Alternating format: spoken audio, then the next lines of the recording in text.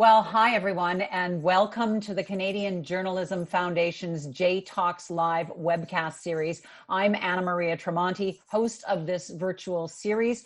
It was launched during COVID, and we're going to have another whole series starting now. This J Talks speaker series explores pressing media issues. This season, our theme is the evolution of journalism. And today, we'll talk about the newsroom challenges faced by Black, Indigenous, and people of color, and the biases in media coverage. A conversation resurrected in the aftermath of the police killing in the US of George Floyd, which has ignited a reckoning across every facet of our society. Thanks to those of you who sent questions in advance, some of which we'll cover in our discussion. And as you know, you can continue to send some questions in. And before we get started, the CJF would like to thank the generosity of the J Talks series sponsor, BMO Financial Group, as well as in-kind supporters CPAC and Cision. And a few helpful notes about this podcast as we begin. If your internet quality is poor, you can click on the click here to switch stream button to view at a lower bandwidth. The video quality will decrease, but the audio quality will stay strong. Now, if you're having technical issues that you can't deal with, click on the request help button or bubble on the bottom right corner of the webcast page, and your request will be emailed back to the email address that you provided.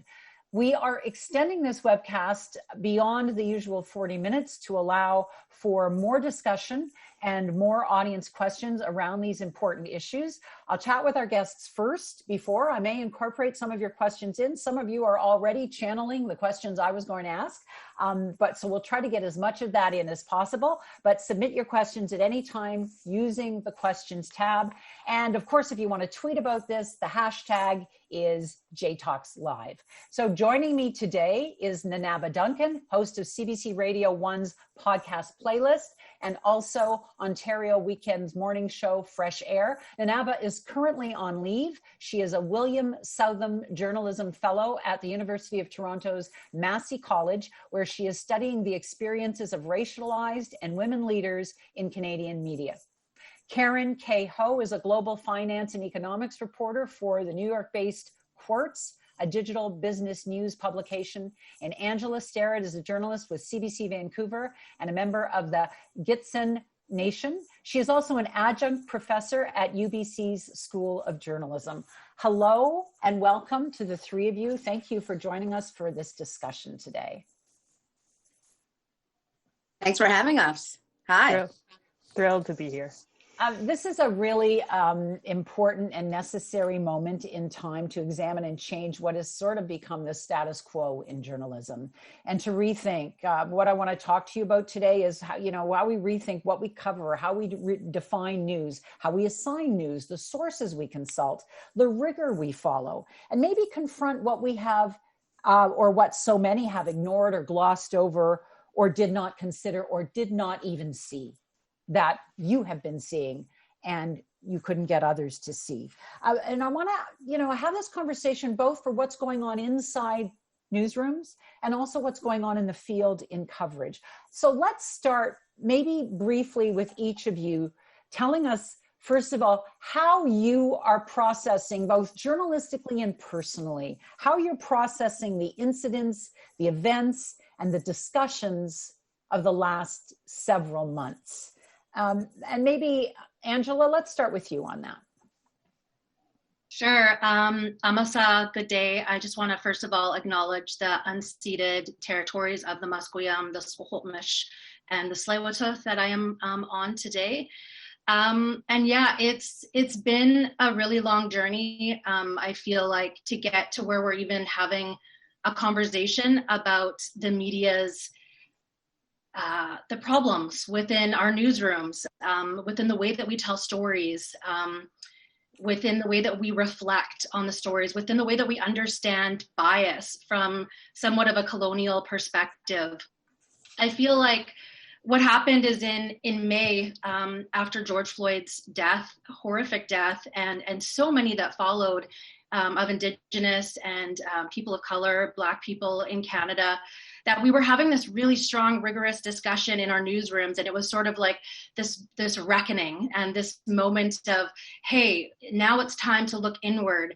And now it is time to navel gaze. Now it is time to say, what are we doing wrong here? And how can we change it? And let's start listening to those voices.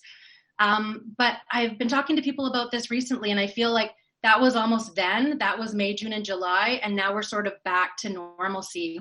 And so keeping that conversation going has been challenging.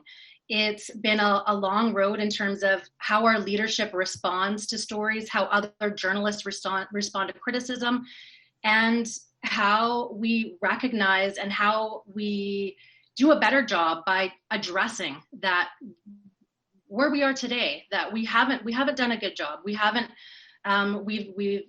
Our coverage has often been laden with excuses of why we don't do stories, or why we've done them in the ways that we have from the certain perspectives.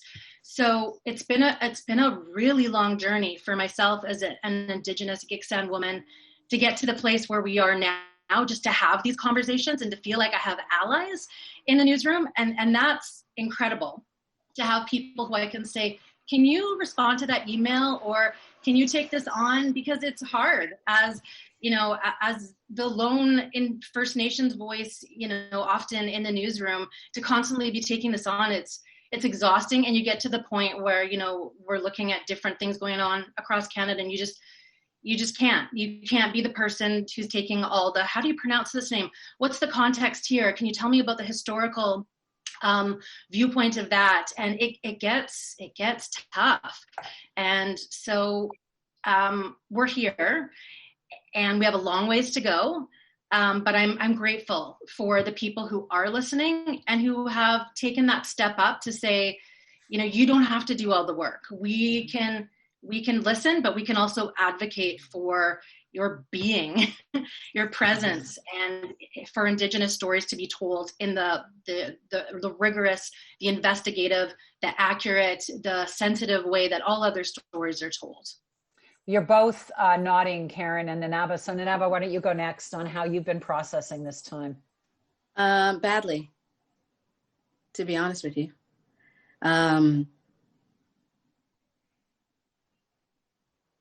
George Floyd died, and then it was everywhere in the news, and then I had to do a show called Fresh Air for the weekend morning, and I had to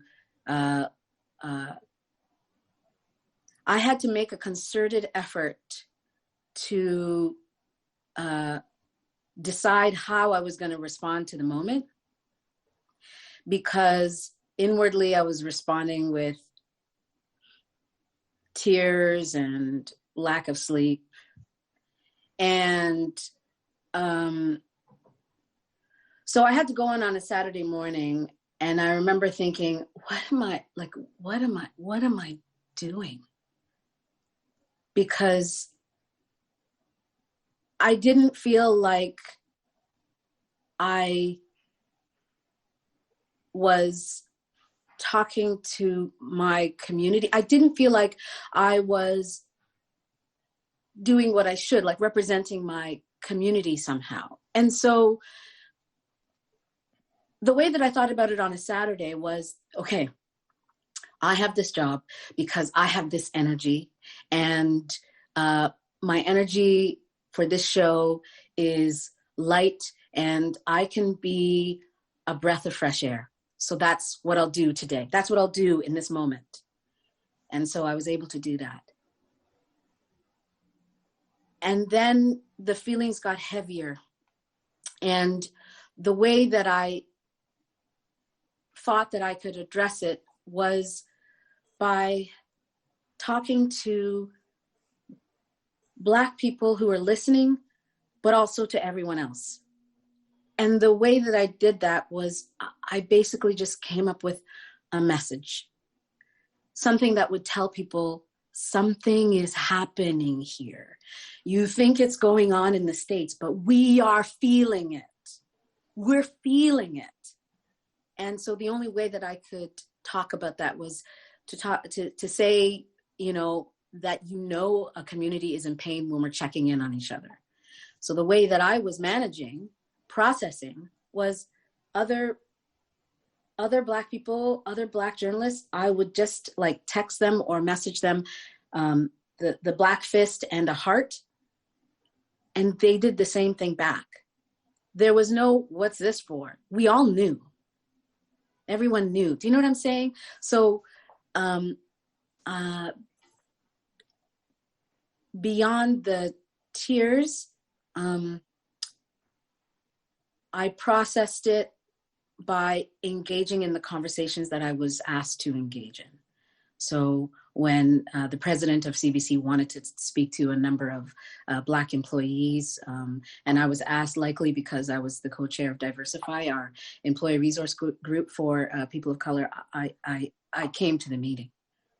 And I'll talk more about what happened, but I'll let Karen talk now, but ultimately it's been hard. And then the news about yesterday, I don't know how I'm supposed to stay out of it. And I don't think that I'm a bad journalist for having these feelings. But I have felt like I'm a bad journalist for having these feelings. We're going to talk about that after. I want to talk more about that, but yes, go ahead, Karen. I think it's especially challenging because the things that make this particular panel really vigilant and comprehensive about our work also makes us vulnerable to being overwhelmed right now, because we are hyper aware in our diligence, in our understanding, in our deep level of empathy, our ability to understand the perspectives both of our communities and what are the gaps in reporting, and see like we are extra vulnerable to levels of trauma in not only the extent in which we understand the scope of the problem for each of our communities, like not only it feels like even like a multi-level version of what was happening the first months after the Me Too stories in the fall of 2017, when it felt like every day there was a new update that was just overwhelming and filled with really, really graphic detail, to the extent that everyone had suspected that there was a serious problem, but the layers in which people had been enabled to be really horrific. And so the thing that is difficult is the three of us come from very specific backgrounds and experiences, but our ability to empathize with what it is like, especially to be a woman who has been underestimated or undervalued throughout much of your career, and how that's reflected in our work. On top of that, it's, I think, the real understanding based on our careers as journalists about the people that we're reporting on and how their experiences can be our own or have been our own. So right now, just like what Nana was saying, like I have a very hyper real understanding of the likelihood that I will experience anti-Chinese or anti-Asian racism in Canada and in the United States. Like that is a reality of as soon as I step outside of where I live. And that is traumatic to mentally prepare and try to compartmentalize while doing the work that highlights things like, I cover finance and economics, so I have a real numerical understanding regarding things like graduation rates from universities, or, you know, how often promotions are denied, or, you know, the employment and earnings gaps, you know, like I understand on a very statistical basis how things are stacked against us. And I then have to compartmentalize it to be normal, productive at my job, even when all of these things are going on. And that is very, very, it's like we are burdened with extra sacks of potatoes when everyone else is running up the hill. And I think that's like having to explain that additional challenge in the way that the real cost, not only in terms of things like there are real costs in terms of all of us, the unpaid work that we do to connect to other people, to, you know, mentor other people coming up behind us, to connect to our peers who are going through the same challenges, or also explaining to people to people who don't have these experiences and understand the additional unpaid challenges of doing so, like how much I spend on therapy every year, or, you know, like anti-anxiety medications, or even things like personal safety. You know, starting in March, early March, before even the pandemic was declared, I had a cold and I stopped going out because I knew that if I coughed or sneezed on the subway, it would be interpreted very differently, especially with my historical understanding of SARS in Canada and the United States. And what I had already reported on about the pandemic in places like Chinatown in New York City or in Canada. And so that, you know, that has professional repercussions, it has personal repercussions. But journalism is constantly told, you know, this is a deadline, serious business, it's unrelenting, you know, like your credit card bills and your rent don't care about your intersectional identity. And so the challenge is, it quite honestly, it's incredibly lonely, especially during a pandemic when we're not allowed to gather and mourn, especially if we knew people who had suffered or died from COVID-19 or had suffered repercussions of racism and persistent systemic discrimination. You know, we can't even gather to just talk to each other and hug each other and say that you're not alone. And that is really something that makes it extra difficult right now. And so there's a lot of group texting. Group texting right now is very, very important, especially for journalists of color, but there is something still, and also the places that we would normally gather at, say, like employment resource groups or journalism conferences specifically for Indigenous or Black or Asian or Hispanic journalists have been taken away. You know, those spaces, what a sociologist named Elijah Anderson defines as like a non-white space, you know, that physical psychological safety and that feeling is, you know, once a year you gather and you really are reaffirmed in why you're doing this work and why it's important. So the challenge is explaining that additional burden, and that it's important that that it has real physical and you know, impacts and productivity impacts, and that doesn't make us bad journalists. It means that we are human beings who are responding in a reasonable way to our real understanding and our firsthand understanding of what's going on. Because I'm going to jump in there because you're just it's the bad journalist thing. I want to explore that with the three of you because I don't think that makes you a bad journalist at all. I think it makes you a better journalist to recognize, because to recognize your own feelings and the feelings in the community that is your community, and to bring that to the table to a newsroom. That doesn't make you a bad journalist. And we have to talk about why anyone would think that would. And that gets into these questions of so-called objectivity versus just shutting things down. So, yes, and you know, one of our absolutely. questions, I'll tell you right now that somebody wrote that in.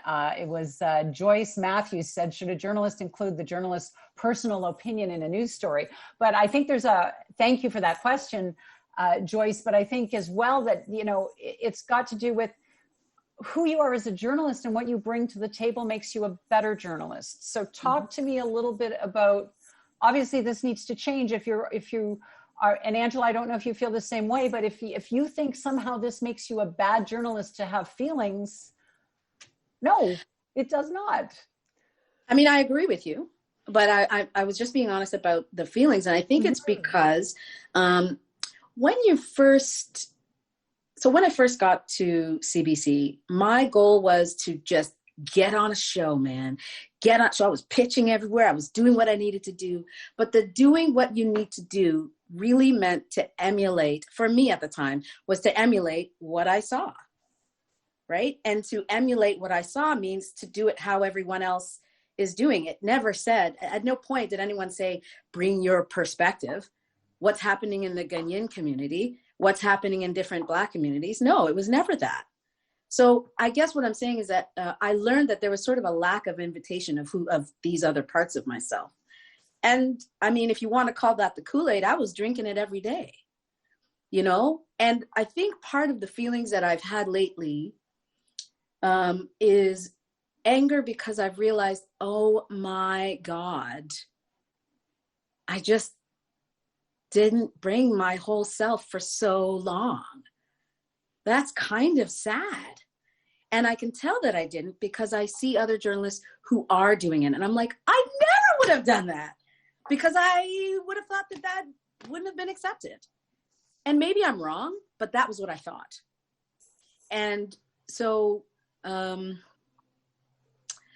when it comes to, and I think that I've had moments where I tried to bring myself, maybe in pitching, and there are so many different ways that an idea is sort of shot down.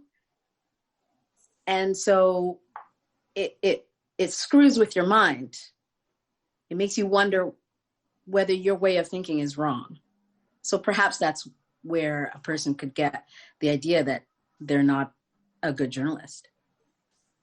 But I agree, it doesn't mean that you are. It doesn't mean that you're a bad journalist. Angela, you're about to say something. Yeah, just on the note about the idea of impartiality, when you have a nation of Canada that was founded upon colonization, it was founded upon racial violence against yourself. And that's the baseline for our impartiality, as I was saying before. This is our norm. You know, we don't sign off. Angela Sterrett, CBC News, unceded territories of the Musqueam, right? It's Vancouver.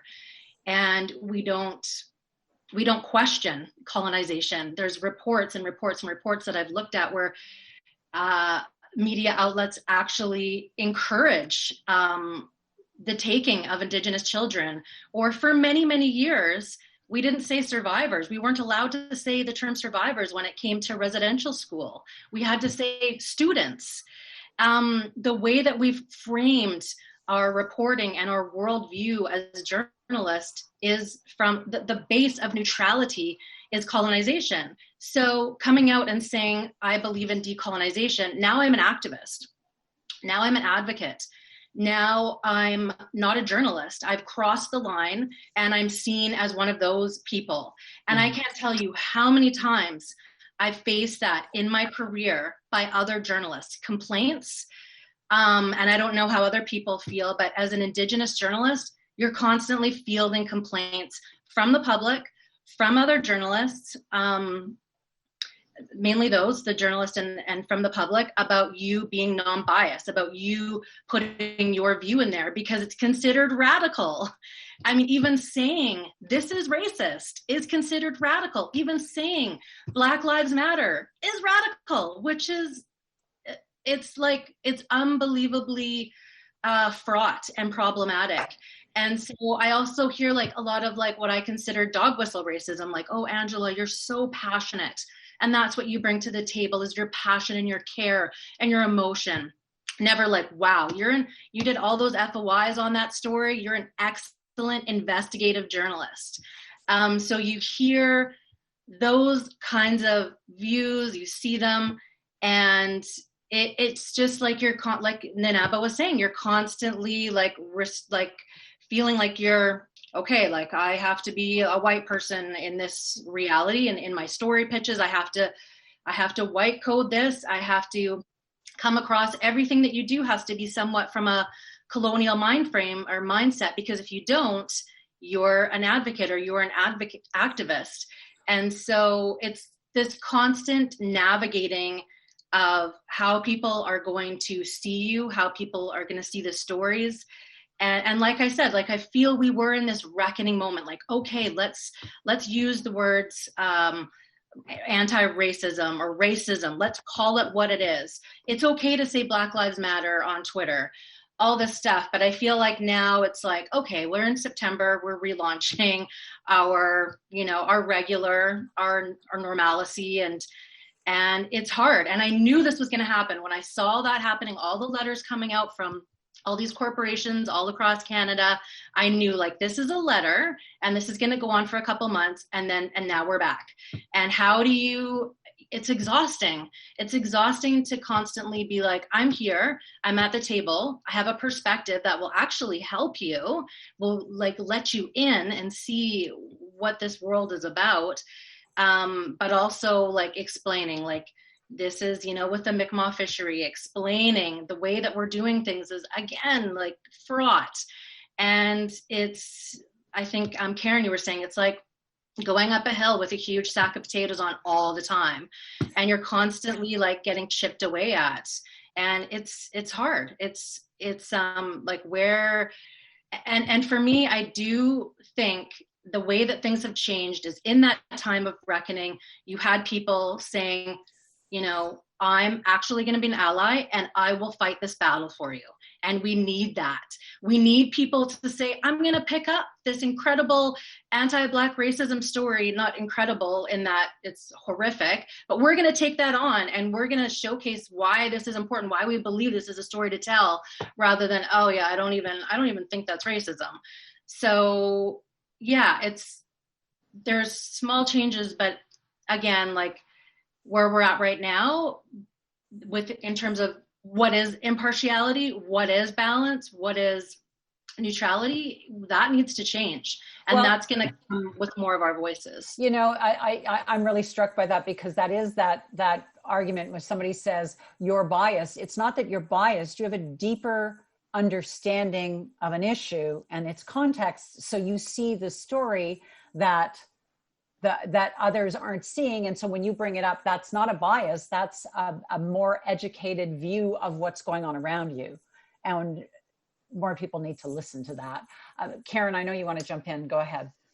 So you were leading up to it, and the word that I wanted to even use instead of educated is it's an expertise. It needs to be recognized as an expertise. The three of us have a firsthand understanding of the impact of colonialism and racism and discrimination, both on ourselves and our communities, and the history of that and how it accumulates, both in terms of trauma and economic the lack of economic opportunities and our ability to participate in society in the same way that a lot of white people have been allowed to through the accumulation of wealth and roles of power and political influence. That's the real fundamental thing. What is recognized as bias and what is recognized as expertise, and how those goalposts are constantly moved for people who are, quite frankly, on this panel. I'm always asking people to think about that in terms of how they define it, because once you interrogate it, they realize that it's an immutable thing and it changes constantly. Karen, I really like that framing. I like that framing of expertise, because I think that for many people, they would come to us for expertise, for me anyway, when it has to do with hip hop or, you know, anything that might be seen as Black culturally. Yeah. Somehow, but when it comes to, I guess, more serious matters, then the expertise may not be, it may not be seen as expertise. But that's the thing is, like, I am constantly interrogating things that are considered white and mainstream and how they're considered expertise and not bias. Like in the United States, when the Boston bombings happened and all these journalists were talking about like the schools that they went to in the Boston area or their understandings of the demographics, I was like, oh, why is that considered an expertise and not the fact that you grew up in an affluent area of this like prominent metropolitan city in the United States? Like, I'm always asking people that. Or, you know, I had brought this up in terms of my expertise just about Asian culture and not about like what you were talking about, like the languages that I learned to speak, or my understanding regarding immigration, or even in terms of things like food and slang, was only recognized as expertise because I wrote about a movie that featured Asian people. But it was a competitive advantage and finally recognized as expertise because the people that I was competing with who didn't have that perspective, it wasn't a bias. It meant that when I was talking to the cast and crew of this very particular and world famous film, it meant that I could ask them questions after they had done several years of interviews and press junkets that finally, literally days before the movie came out, no one had asked them that. And then it was finally recognized as expertise And it was important that also my editors recognized its expertise because it offered them exclusive details that no one else could get.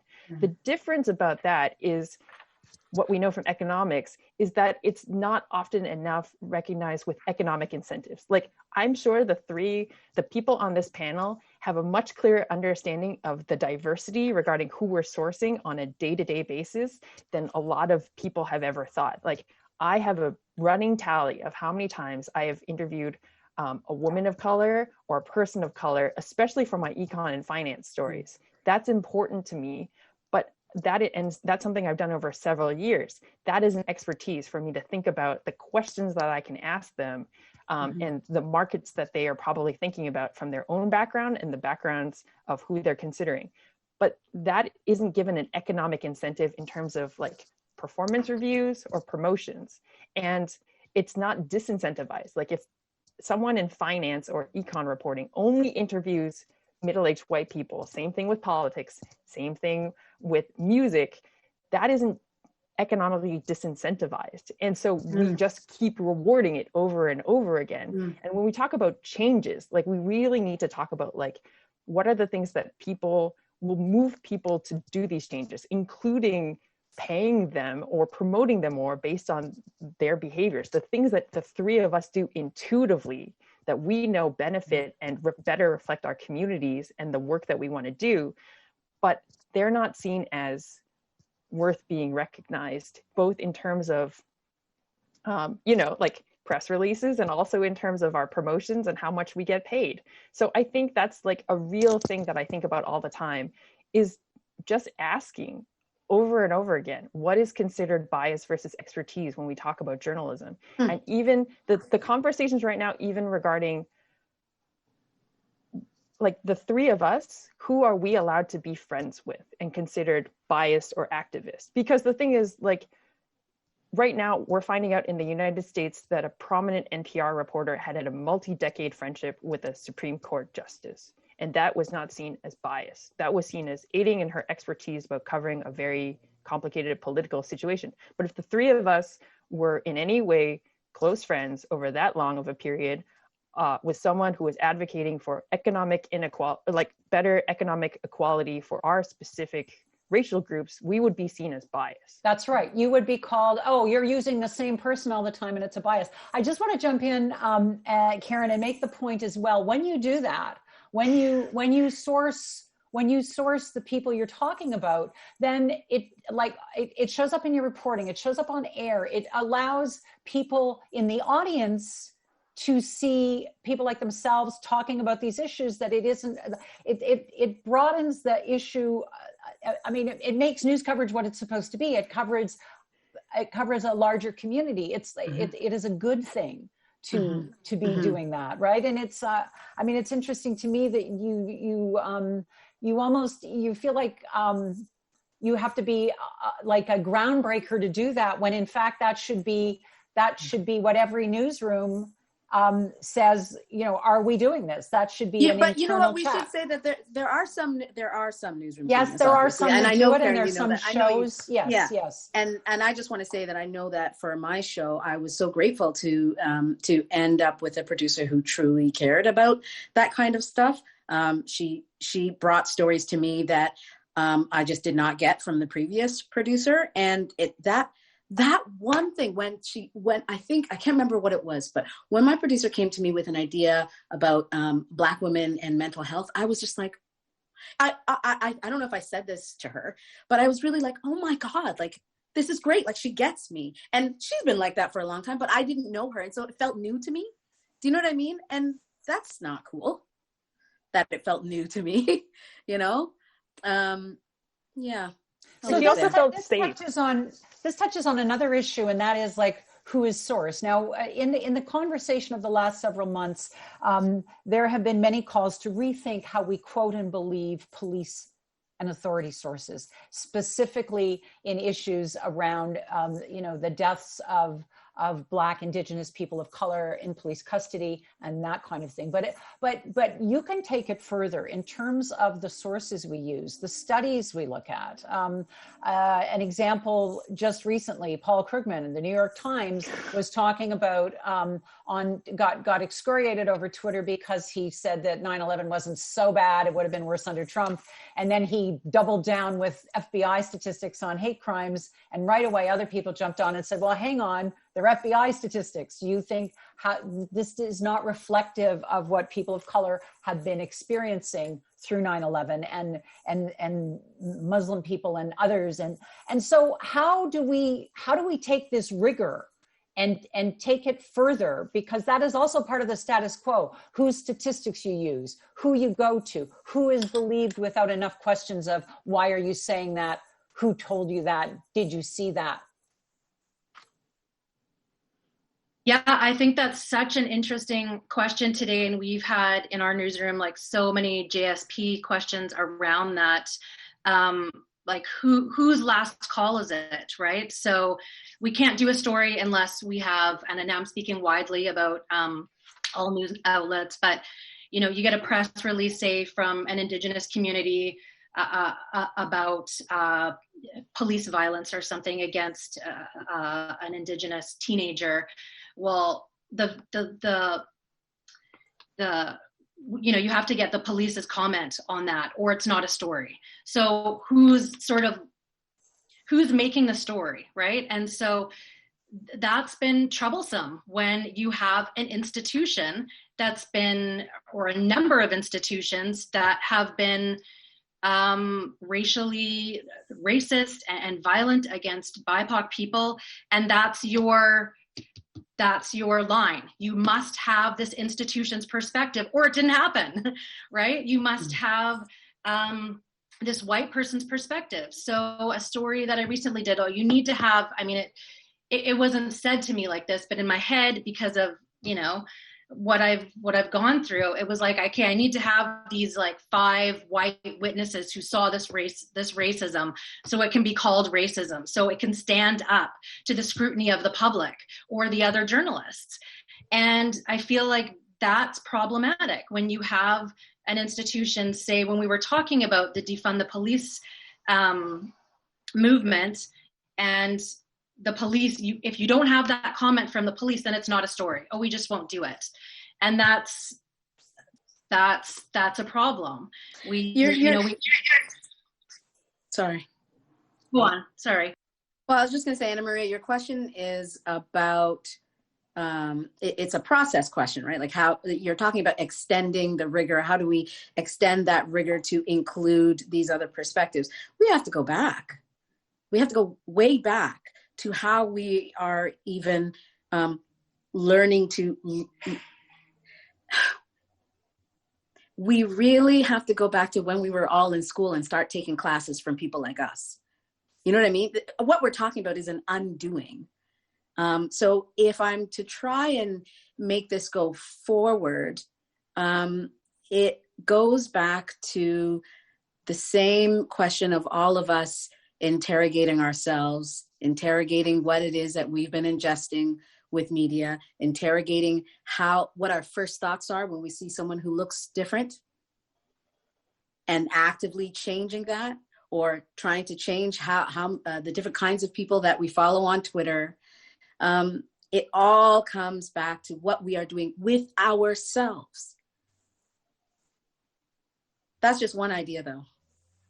Well, I have a whole bunch of questions, and so I want to keep on going. Before I get to questions, though, I want to raise one other thing. The other day, in talking to you guys as we prepared for this, I used a word, and Nanaba, you called me on it, and you really made me think, and I felt bad, but I felt smarter. but I called this, I was talking about this is a time to really look and change, but I said this is an exciting time, and you called me on that word. Yeah. Tell our audience why. Well, my experience in all of this is that in all of this call for change, the only people who say it's exciting are people who are not people of color. And I think it's it's a lot easier to look at the situation that way, because what you see is an opportunity for us to change. So it might seem exciting for us. I mean, the rest of us are just exhausted. We don't see it as exciting, really. We see it as like, well, damn, yeah, okay, yeah. Like, it's like when your rights are finally coming to you. And so I can say that it's certainly a time where we can start to look at being celebratory when things start to happen. But I just had to be honest with you in that moment. And it's not exciting. Like that, you know what I'm saying? Like, I'm not, I like, do. Yay, I do. oh my God, we did that change. That's not what it's like, you know? And I apologize for using that word. No, I think I should. Like, you know, like I learned, you know. Well, it's not really about you apologizing. It's about the fact that you are hearing it. And that's what I appreciate the most. It's that you're like, oh, yeah, it's not exciting. This is like if, I don't even know how to describe it. You know, I just think of if women started getting their rights, you know, it's not like it's an exciting, for the women, they're not, you know what? I don't know. I wasn't there, but I think you understand what I'm saying. I do. And I'm going to go to some questions. So this comes from Deanna Chang. What's a recent memorable moment that made you go, is this uphill battle worth it? And she's asking for a recent memorable moment that said yes, but you get to choose whether it's yes or not. Who wants to start?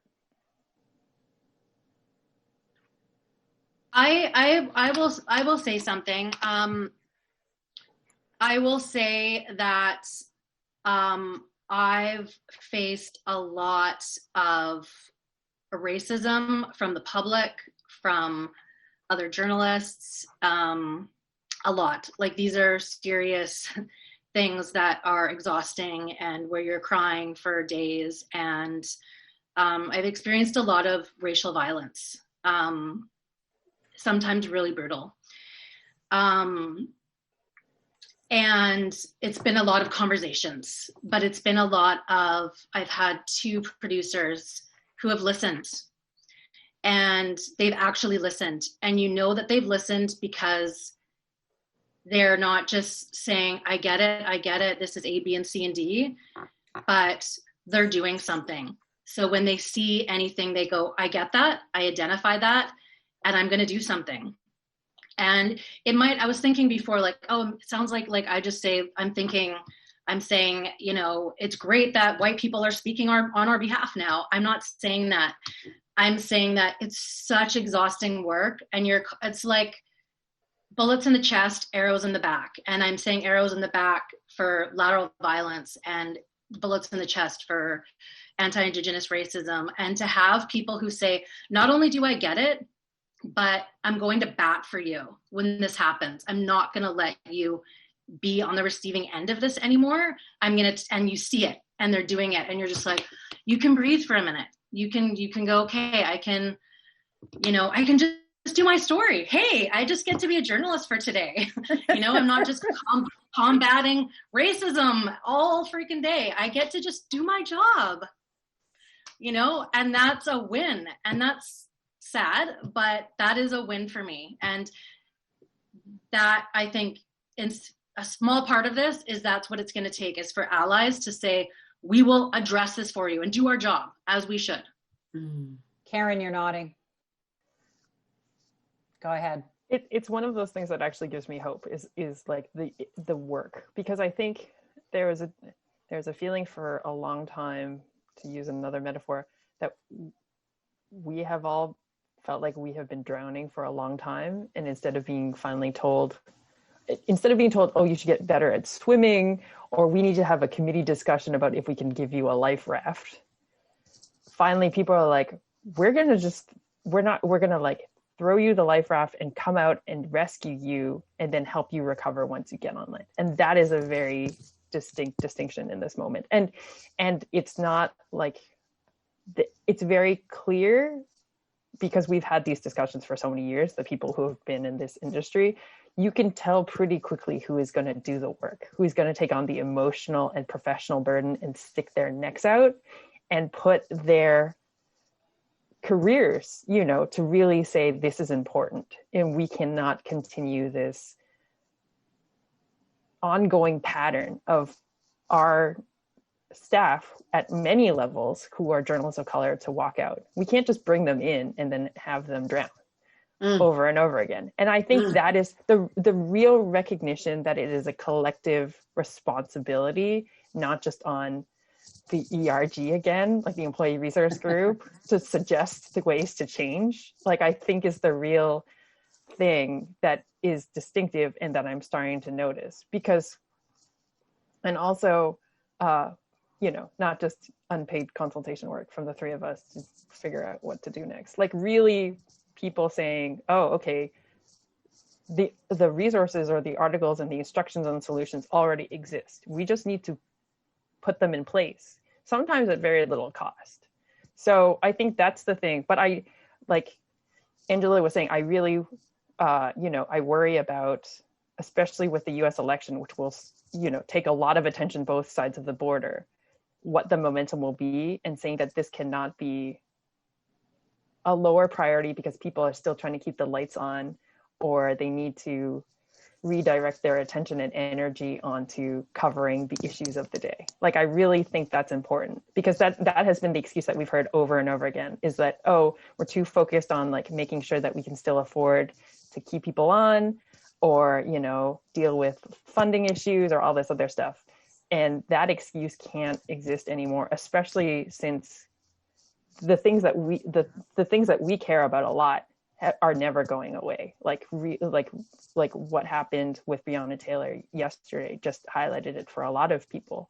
So I think that's the thing I'm really looking for right now is the planning and the real continual effort that is often really frustrating and exhausting, but taking that burden off of just people who look like us. Nanaba. The question is about a memorable moment, right? Yeah. I had a really intense moment with someone at work, and we were talking about racism, and we were talking about objectivity. And while it was hard, I really felt heard. I really felt heard. And I felt like I don't think it ends there.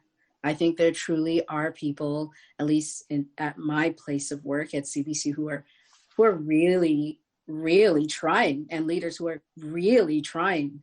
Another thing that has been memorable for me, so I'm at school here, I'm at Massey College, and I'm here to do some research on the experience of racialized leaders in Canadian media. And when what I have enjoyed is that people are interested in my work. They're interested in what I will find. And that says a lot to me. And we didn't really even touch on this yet, but that the leadership has to reflect exactly what you're talking about as well. Mm-hmm. Does it not? I mean, we need to see, you know, the three of you, or if you choose that, you know, we need to see you in those positions of decision-making power, because it's how we assign and what we assign. And in the same way where you say that, you know, you're in a story meeting and no one hears your story, people need to be able to, people in those positions need to hear your story, like need to know. They have to, and they have to feel safe. Ultimately, I think that if we have more leaders of color in Canadian media, I don't think that we would have that many situations where a Black reporter would have to hear the N-word in the meeting. Like, I just think that we would have an atmosphere that everyone would understand that that's completely unacceptable in any case. You know what I mean? But what I want to say more about leadership is that what I foresee is that we're going to have a whole, like a legion, potentially, if this is done right, of leaders in Canadian media who are people of color. And what I foresee is that if we don't do it right, there will be a problem. And the problem will be that maybe people won't listen to them, or they won't feel supported. I think that we have to do that right. That's kind of why I'm doing this work, is because I want to find out what is needed for these leaders. And on top of that, what if we are now going to see different kinds of leadership? What will that mean? So I also know that there may be some people considering like cluster hiring. If that happens, what happens to everyone else who may think that these people are only coming in because they're people, like that happens. And then you have the leader then thinking like, oh, am I only here for, like, there's a whole basket of issues to consider if we do that.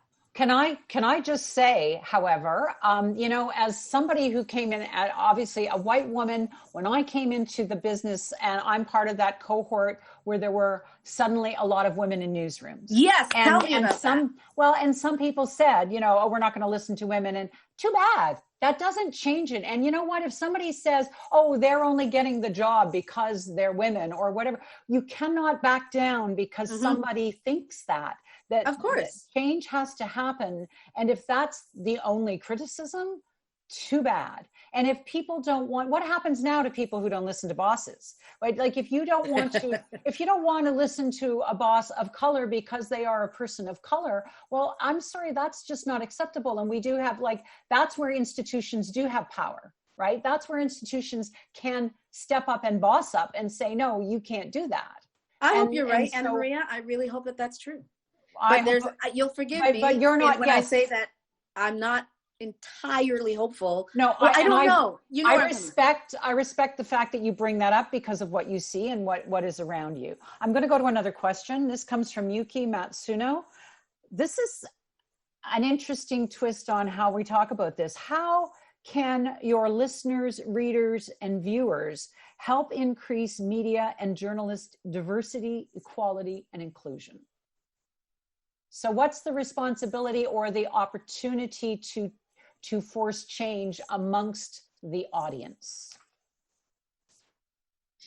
I mean, one of the things that happened when we got metrics at the CBC, when we could see who was reading the story, you could tell that there was a shift in public interest.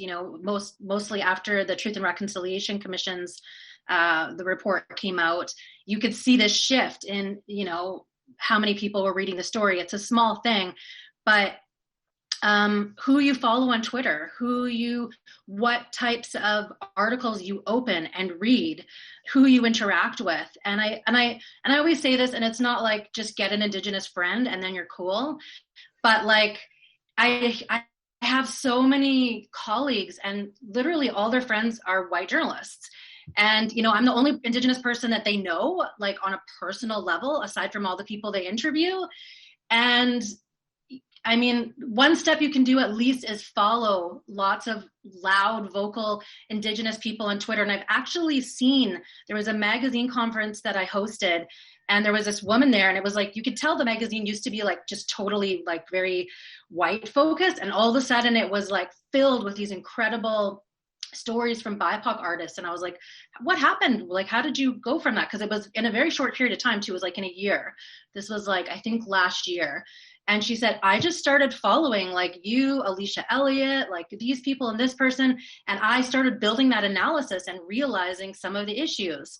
And I think it sounds like little, but I think it's actually pretty huge. If you're just following, a bunch of white journalists who are maybe incredible, but you have like, that's your scope of analysis and what's going on in the world, you're not going to learn. And reading those stories, for me, that's it sounds small, but for me, it can be huge, and it can be really mind altering or shape shifting. Anybody else got a thought on that? That's the answer for me. Yeah.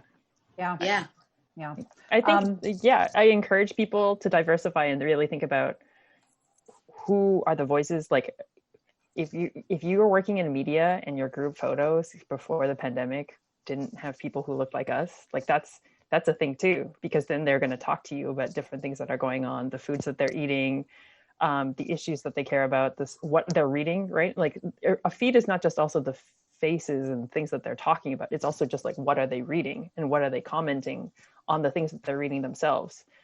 It's also about what isn't being reported, right? Because we also critique what other things are being reported all the time, and we talk about it. It's a big conversation. And then going back to the optimism, I mean, I'm really optimistic having seen what happened after Denise Balkosine took over Chatelaine, and how quickly, even what the imagery regarding the cover images, and then that changed everything, right? Because people were like, you know, it was like the stories, who they were commissioning, and then there was a huge ripple effect. There's also like who she staffed up, and she had built that network over a long time. You know, I had contributed a story not long after she started taking over the magazine, and then that changes a lot of what we think of as like women's journalism or Canadian journalism and the resources that were put in. But going back to what Angela was saying, I really think it's also just about people realizing the work involved in allyship is being, instead of being defensive, saying, I'm at a real position to learn and contribute in a meaningful way through my resources or my influence and who I amplify on Twitter, but also in terms of in my professional life. And I think that was the thing, is moving past, because quite often still we're encountering people who are still defensive, who say, oh, you know, like, who take it as a personal attack. And we're just saying, this is a moment in which you can be part of the change, because we can't do it alone. We need your resources and we need your position of power or influence.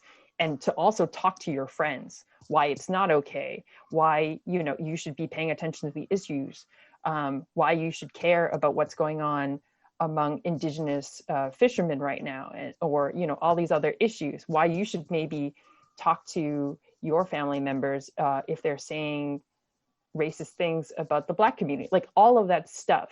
I think that's a way that is a conversation in media organizations, but also at large. And I think that's the real thing right now.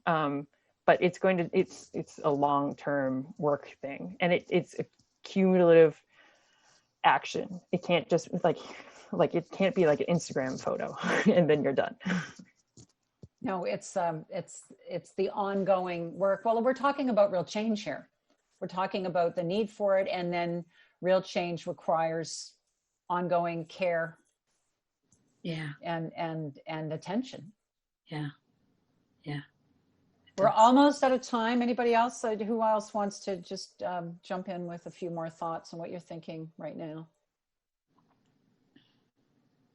One of the things I just wanted to say when it comes to leadership, and when Nanaba was talking about, you know, all these people might come in and then people are going to start questioning, you know, are you a diversity hire? That happens now, right? Yeah. That happens all the time now.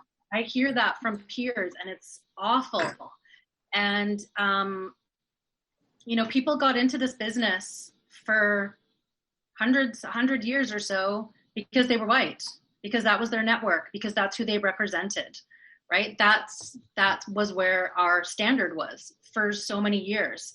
And the other thing that I want to say about leadership, because I think it's a huge, important question, the discussions that people are having at the leadership level right now, is that you could be a diverse hire, you could be part Métis, but does that make you have a race analysis, or will that make you go to bat for that lone First Nations woman who's really struggling to have Indigenous voices heard and to not be erased and to not have her stories excused away and to be constantly being called biased because she's doing Indigenous stories? And so that's something I think is really, really going to be critical for the next level, is if we do see these cluster hires, the leadership needs to step in also and sit and be that voice and talk about, for, you know, 100 years or whatever, it's been, you got the job because you were white. Things are changing now. Our perspective is changing, and that needs to be a cultural shift, a paradigm shift within our entire newsrooms. And people need to also say, if you're going to be racist, you don't belong here. Go, bye, there's the door. Mm-hmm. That needs to be our cultural shift. And that's hard, because people are not going to like that, because people aren't used to that. So that's absolute intolerance, absolute intolerance. We will not, like, it's just, I agree with that part. It's just not something that we deal with. If that's how you are, and if it happens in a certain way too many times, that's it. Because then it does, to me, you're not a good journalist. To me, if you are racist. We're gonna have to end it right on that note. Thank you, all three of you, for what you've offered and what you shared today. It really matters. Thank you. Thank you, Anna Maria. And thanks to everybody for watching. Now, on September 28th, CJF's World News Day virtual event, we'd like you to join us for that. It's celebrating the power of journalism to affect change. It's hosted by CNN's Brian Stelter, and it's a webcast that will feature newsmakers such as Dr. Anthony Fauci, journalists such as Rappler's Maria Ressa. Visit worldnewsday.org to sign up and watch that webcast. It takes place at 7 o'clock Eastern on September 28th. Now, we've got upcoming J Talks again on this wider theme. On October 29th, we are talking about changing business models with Mitra Kalita, Senior Vice President of CNN's Digital Programming, and Rasmus Kleis-Nielsen, Head of Reuters Institute for the Study of Journalism at the University of Oxford. November 19th, we are going to explore how journalists are coping as they cover COVID-19. And that features Dr. Anthony Feinstein, Professor of Psychiatry at the University of Toronto, and Mira Selva, Director of the Journalist Fellowship Program at the Reuters Institute for the Study of Journalism. Lots of discussions to have. You can follow the Canadian Journalism Foundation on Twitter, on Facebook, LinkedIn, and Instagram for updates. You can visit the website or sign up for the newsletter updates. And so we'll be seeing you next time. Thank you so much for watching and for sending in your questions and for this discussion. Bye for now.